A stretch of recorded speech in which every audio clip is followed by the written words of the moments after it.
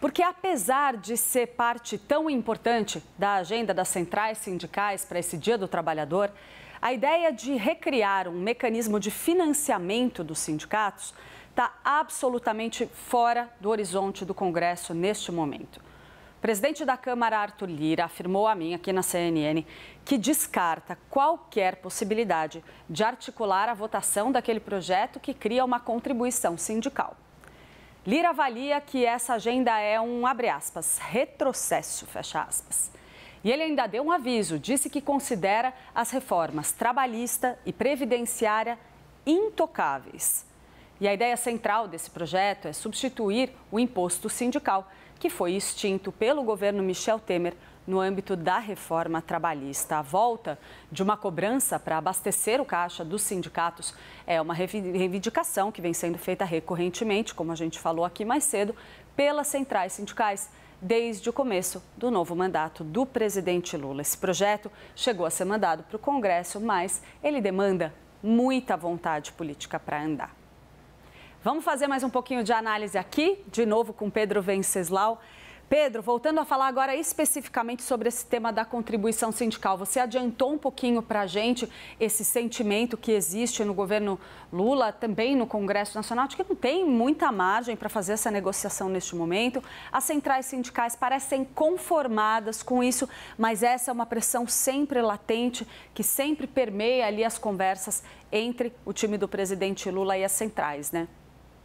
Pois é, essa é uma questão que é muito importante para os sindicatos, porque desde que eles perderam esses recursos que eram oriundos da contribuição sindical obrigatória, aquela que o trabalhador paga equivalente a um dia de trabalho por ano, que é uma contribuição que é decidida na convenção da categoria, os sindicatos perderam muita força, perderam força financeira e, portanto, perderam força de mobilização. Então, foi uma mudança que deixou os sindicatos dependentes de outras formas de arrecadar recursos para continuar bancando as suas atividades diárias. E é uma questão bastante controversa, né? Porque, embora a categoria se reúna para decidir qual vai ser o valor dessa contribuição sindical, os críticos dessa medida dizem que raramente uma categoria consegue quórum suficiente que seja representativo. Então, muitas vezes, uma categoria se reúne numa assembleia com um determinado número de pessoas, define ali qual vai ser o valor da contribuição sindical obrigatória e esse valor vale para todos os trabalhadores. Então, tem um debate, por exemplo, sobre quem não pagaria essa contribuição, se ela seria compulsória ou se o trabalhador teria o direito de ir ao sindicato para pedir para não pagar essa contribuição que seria deduzida da sua folha de pagamento.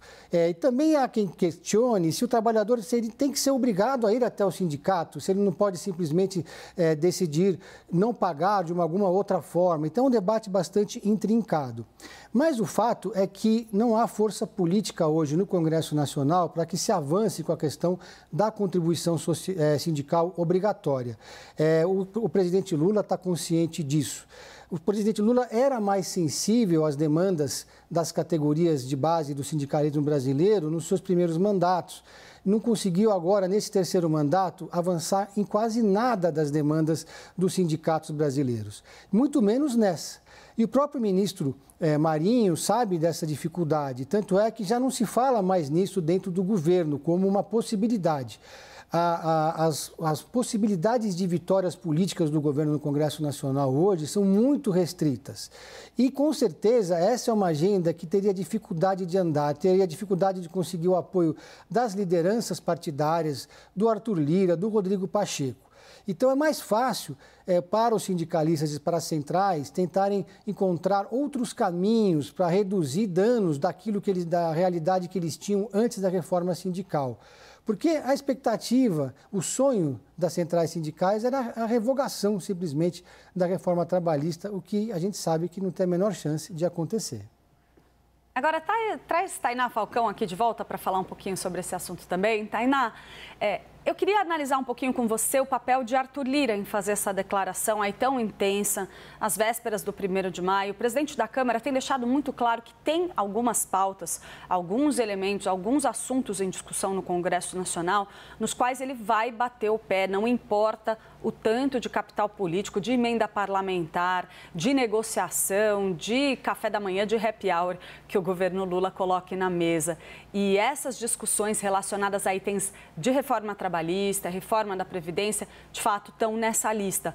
Como que entra essa declaração, na sua avaliação, dentro do contexto da crise de articulação que a gente vem observando aí no governo federal?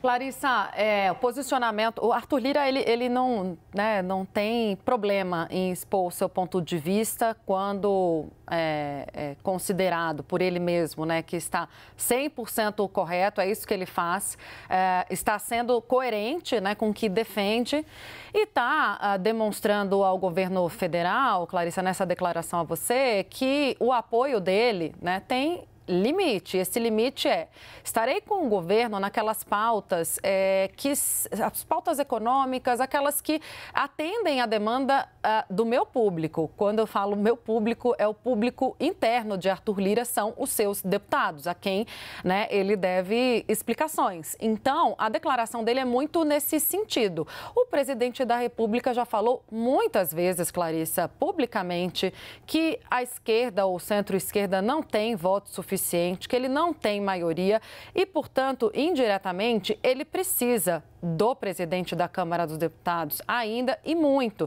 E precisa dos votos que Arthur Lira tem nas mãos, com líderes mais alinhados à direita e que jamais deixariam passar uma matéria desse tipo. Houve um teste? Houve. Ainda na campanha, eu me lembro, Clarissa, quando foi colocado em documento esse ponto, gerou muito barulho, você talvez se lembre, no início da campanha, estava no documento lá apresentado pelo PT, da campanha do presidente da República, a possibilidade de revogação da reforma trabalhista. Os petistas, raízes ali, defendiam isso, mas a campanha logo tratou de levar esse possibilidade remota. E o assunto na campanha mesmo sempre surgia, mas assim acabava abafado, pelos comunicadores do presidente da República. Então, candidato. No governo, chegaram a levantar esse assunto, novamente, mas viram que não tinha quórum, não tem quórum para esse tipo de matéria. Aliás, Clarissa, se a gente for olhar a agenda do governo esse ano, está escassa. O que a gente está discutindo? Ontem mesmo eu conversava com uma fonte ligada ao ministro Fernando Haddad e essa fonte me dizia, nem parece o mesmo governo, que aprovou um tanto de coisa no ano passado, toda a agenda econômica do Fernando Haddad, e esse ano se restringe a discutir o PERSE aos trancos e barrancos, num projeto que foi completamente modificado em desfavor do governo, e a regulamentação da reforma tributária, que vai passar por vontade dos presidentes das duas casas, não do governo federal, Clarissa. Isso aí. Obrigada, pessoal. Deixa eu seguir aqui, porque a gente continua